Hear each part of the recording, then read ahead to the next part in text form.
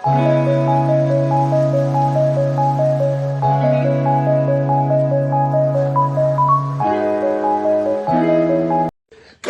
pona lolemo libala ekimanga, lolemo libala ekifanga, lolemo babuti babetanga, lolemo. Salut, mbotana bandeko nyonso o balandaka Irsil Botelo TV. Bonjour, bonsoir. Wana toyebi déjà et dépendaka kaka na air oyo okolanda émission na biso. Alors lelo Irsil Botelo TV ayeli bino lisusu Papa Mike. Bandeko nanga tomonaki Peniel Samba alekaki na internet, tomonaki Peniel d'abord akendaki nanu epai ya papa na biso concert epai ya papa na biso Mike Kalambai. Après kokende ya concert ya Peniel ebotaki ba makambo ebele o tomonaki na réseaux sociaux, tomonaki bato lobaki ebele o elobamaki biso nyonso tomonaki yango.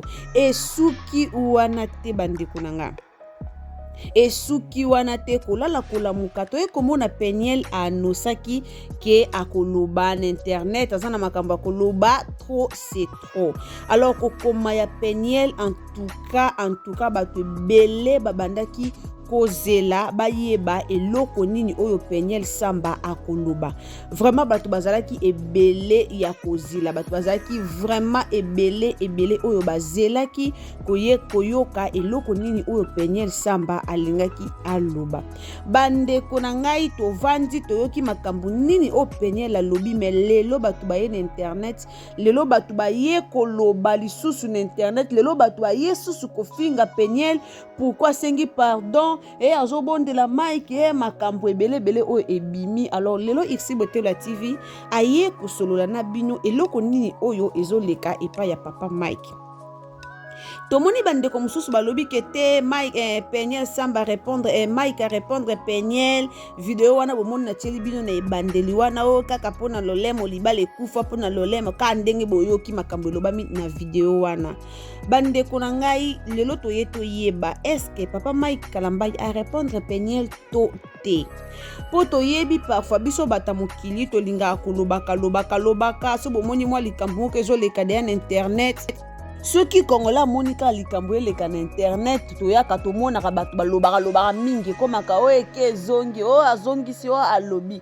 Alors tokoyeba lelo est-ce que Papa Mike Kalambai a répondre Peniel to ezakaka batu kaka balingi baloba na bango pour que ba créer ka ba buzz na bango ndenge tozomona. D'abord mbote na bandeko nyonso o balandaka Irsil Botelo TV, vraiment bandeko nanga bambote na bino esika nyonso bozali. Donc soki eza mbalano ya liboso otombe na Irsil Botelo TV, vraiment o s'abonner, o commenter, o liker, o partager et ozala malamu mingi. Kande tolobaka na bino, abonnez-vous, commentez, likez, partagez et ozala malamu makasi. Bandeko nanga likambo oyo ezokende nango mabete. Tango likambo ekendaka mabeto yako yebisaka bino ke likambo ezokende mabe, mais likambo Peniel na Mike Kalambai ezokende nango mabete. Parfois les Congolais tolingaka toyeba ke lo tolukaka te. Parfois les Congolais tolingaka koloba loba makambo tika to miloba kaka babilobela. Tomoni Peniel lelo, Peniel asengi mobile na ye pardon, Peniel asengi population pardon. Eza likambo ya mabete, eza likambo te o tokoyo bando sala ba live poto finga Peniel. Tala kozo ana idée ya kosenga pardon, ce n'est pas donné à tout le monde. Eza batu musu basenga pardon te.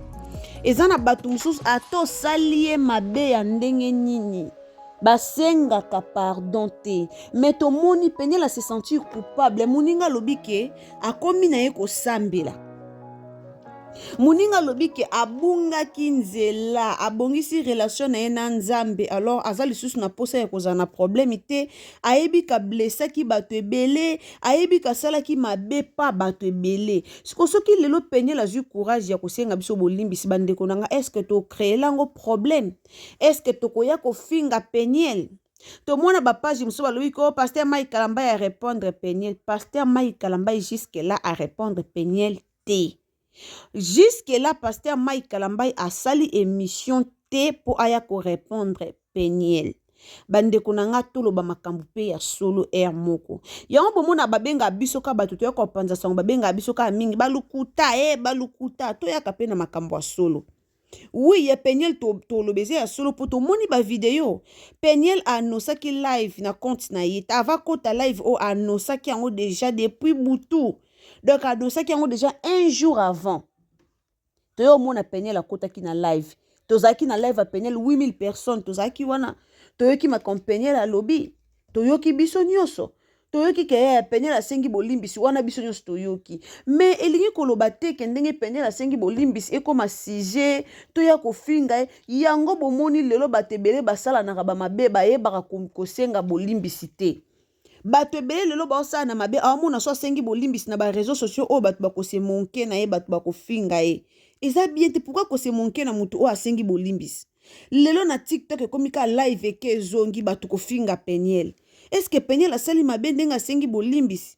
Peniel asengi bolimbisi mais Peniel alobi te ke bazonga na Pasteur Mike. Mais asengi bolimbisi. Soki bakozonga na Pasteur Mike wana eza ba vie na bango etala bango. Soki bakozonga na te ya ba vie na bango. Mais biso to sengi te ke kaka toya kokanga Pasteur Mike Kalambai tokangi na makasi zongela Peniel. Yango nde te to sengi. Pasteur Mike Kalambai a répondre Peniel te afingi Peniel te. Bandeko video wana eza video moko ya kala. Video obomoni Pasteur Mike Kalambai na ba Michel Bakenda bazoyemba kaka pona lolemo libale kima. Bio de bomona mutu libale kimi pona lolemo suni. Poto ebi nzembo wana bayemba ki lolendo. Bango bayeba baloli yango lolemo wana ezaki kala. Ezaki kalo bango basalaki ba video na bango bande ko s'amuser bande ko se distraire babuzoba na bango bande ko sala bayembi pe nzembo na bango buzoba obision stoyokaki. Mais nzembo wana elobi te ki Pasteur Mike Kalambai a répondre Peniel. Video wana eza ancien video. Eza video ya lelo te. Eza video ya kala. Eza vraiment video ya kala. Bomoni eloko monga na ye kosala constant. Pourquoi kaka soki majabu ebandi tolukela Pasteur Mike Kalambai makambo?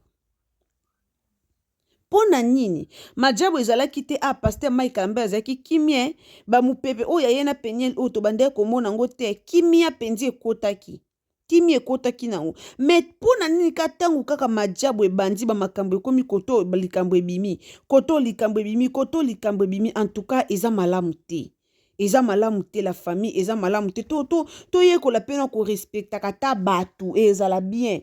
Peniel asengi bolimbisi na ndenge na ye mais nayebi te kozanga ba matière ngo ka toni batu ba fingi Peniel TikTok momba ko finga Peniel ndeko yoso ko senga no bolimbisi te na batu basenga bolimbisi. Peniel aza mutu mo déjà komine ko sambela a se sentir mabe ami moni aza l'aise te. Ami Monique aza l'aise tazo sambela me azana bato a blessa bato ana balukuta moko o ya loba. So yo mesano na lukuto lingano ko dévoiler ba vérité te wana eza yo. Me ye a Monique ana ba vérité ana balukuta moko boy o ya loba ki. A Monique ana balukuta lo lukutana ako demeurer nango te tant que akomi mwana nzambi. Peniel né de nouveau akomi mwana nzambe donc akoki jamais kokotambola na balukuta o ya kalazaki nango akosela batu makambo loba makambo mabe pona batu loba pona bayina Mike Kalambai aloba mabe afinga bana ba ya couple bondo bana bango ba mongol te mais Peniel aleka finga bango ba mongol aloba makambo bele obision stoyoka soki muninga o alobaki ba mabe muninga o afinga ki batu aye asengi na ebo limbisi penza boye mais biso tozo yaka poto décourager muto aye kosenga bolimbisi eza bien te bandeko nanga eza bien te toti kosele ba live toti kofinga e dépendre na ye soki maika kozongela ye eza bango soki pe bakozonga na te eza bango bato musu balobi ke o liboma Peniel liboma mutu pene bouger ye eza liboma ou pas bino bo finga ye me epa ya nzambe acte o Peniel asali epa ya nzambe eza acte moko munene bomoni acte o Peniel asali epa ya nzambe elobi ebele peut-être biso batamukili toye tosakani na biso na ye biso to se monke na peniel, biso to fingi peniel, biso to sakani na peniel, mais acte o asali epa nzambe e konte ebele. Sko biso bato to ya finga ito ebake masumu wana ezong elata biso. To bima masumu apamba muto aya ko créer désordre na réseaux sociaux ka peniel. Muto a créer ki trouble na réseaux sociaux peniel. Ye moko pe a retirer trouble na ya créer ki. Ye moko a créé ki trouble, ye moko a retiré pe trouble wana. Bandeko to tika, eza malamu te, to tika biloko to sala. To tika ofinga peniel, nde to finga ye wana, esa mabe. Esa mabe penza. Esa mabe, buti kofinga muninga. Esa kitoko te. Eske biso moto omona ngote penza ke esa kitoko te. Esa kitoko te la famille. Muta se repentir na ye kosenga bino mabolimbisi makasi boye. Peniel asengi biso nyonso bolimbisi makasi boye tomoni penza sali live. Peniel azaki soka ye na live tozo banga po bandeko yo fingara Pasteur Mike. Soki Peniel akoti na live biso nyonso tozo banga po ako finga Pasteur Mike afingi alobi. Live alelo koma soka akoti aye kosenga ne pardon. Akoti live asengi ne pardon siko po na nini. Po na nini tokoya kofinga ye kaka. Okozwa nini ndeko nanga. Soki ofingi Peniel okozwa nini. Soki ofingi Peniel okozwa nini. Osali émission pelisi caméra po finga bango ozwa nini. Esi baboyanaki. Kozonga na upa. E dépende na bango te. So babi bazonga na bazongani. So babi bazonga na te. Bazongani te. Esi baboyanaki bandeko. Peniel na Pasteur Mike Ambai baboyanaki déjà. So bazongani gloire au Seigneur. Sope bazonga ni pete eza kaka bango, etala kaka bango, en tout cas to tika babiloko wana esa malamu te. Esa malamu te la famille to tika babiloko wana. Merci mingi na batu nyonso o balanda Ixi Botelo la TV. Vraiment wana na yeki koyebisa bino ke muto azo yemba lolemo wana eza nango Pasteur Mike Ambai bien sûr. Mais vidéo wana eza réponse te oyo Pasteur Mike Ambai a répondre Peniel. Eza nango réponse te eza vidéo moko ya kala oyo esi eleka nango kala. Alors merci bandeko nanga to partager vidéo ce que zambalano ya liboso otombe na Ixi Botelo la TV. Vraiment au partager vidéo et au sa malamu mingi. Donc abonnez-vous, commentez, likez, partagez et au sa la malamu mingi. Que le Seigneur vous bénisse. Bisous. Bye.